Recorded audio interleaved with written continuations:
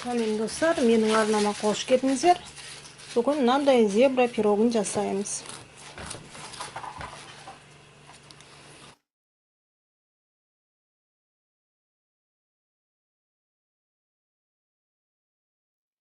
Майды ең алдымен ерітеміз. Май еріді, сондай қатты еріткен жоқпын. Еріген майды ыдысқа құямыз. Енді оған қант саламыз. Араластырамыз. 1 шай қасық ас соусы, 1 шай қасық уксус 6%. Араластырамыз.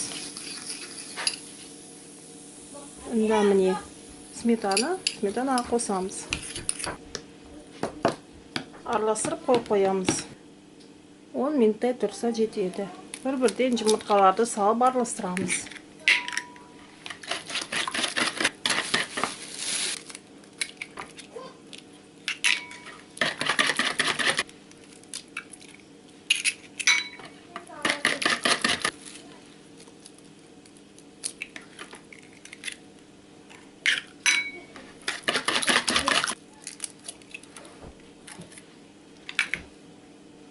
Барлығы 5 жұмыртқа.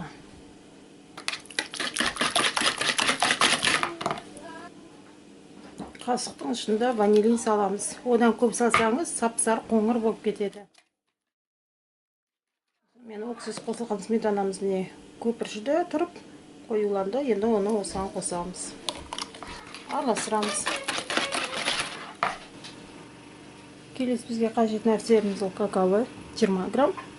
280 грамм ұн және 20 грамм ұн. Екеуін қосқанда барлығы 300 грамм ұн. 280 ұнды елеп себеміз.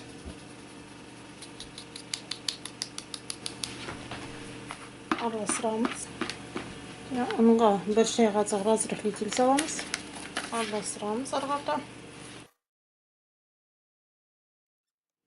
Тестаны 2 бірдей бөлікке бөлдік. Біреуіне ұн саламыз. Екіншісіне какао.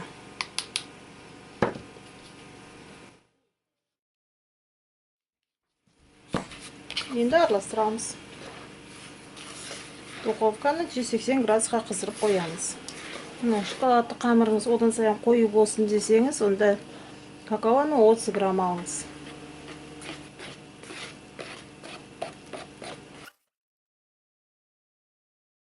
Қамырлар дайын. Енді мынандай форма дайындап аламын. Түбі 23, мына жері 27 сантиметр. Сіздер диаметрі 22-24 болатын разъемный формаларыңызға болады. Просто олар жұқалау темірлі. Маған мысалы мынандай чугунный формаларда пісірген ұнайды. Сондықтан мен осында пісірамын. Мен формаға мынандай пергаментная бумага жайды. Егеріңіз ондай бумага жоқ болса, баяғыда осы майдың қағазында қоя салатын болса. Мына қағаздың бетін жай ғана өсімдік маймен де майлап өтуге болады. Менде 2 бірдей ас қасық. Сондықтан енді мынаның ортасына, форманың ортасына 1 ас қасықтан құйып отырамын.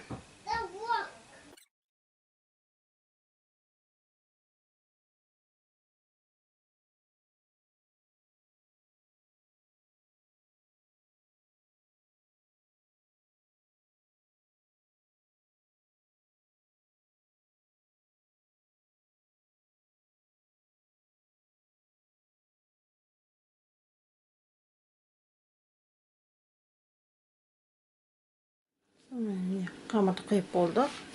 Бұлай айналдырып жерге болады, чтобы воронка образовалась. Себебі мына пирог піскенде кекс сияқты болғандықтан ортасы бұлай көтеріледі, жарылуы мүмкін, ол қалыпты жағдай. Енді бұны 180 градусқа қызып тұрған духовкаға қоямыз. 40 минут пісіреміз. 40 минут болғанда зубочистка салып, деревянная шпажка салып, піскен-піспегенін тексеріп көруге болады. Сонымен пирогымыз пісті. 40 минут уақыт кетті. Мынандай шпажканы салып шығарсақ, іші сухой піскен. Енді суығаннан кейін пирогты формадан аламыз. Мына формада пирог суығаннан кейін өзі оп-оңай түседі.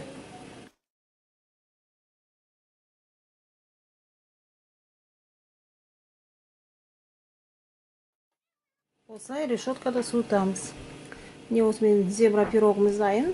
Осылай пирог ретінде қалдыруға болады, немесе екіге бөліп, ортасына бетіне крем жағып, торт қып оформить етуге болады. Қарағандарыңызға рахмет, сау болыңыздар. Бетіне шоколадный глазурь, орех себуге болады.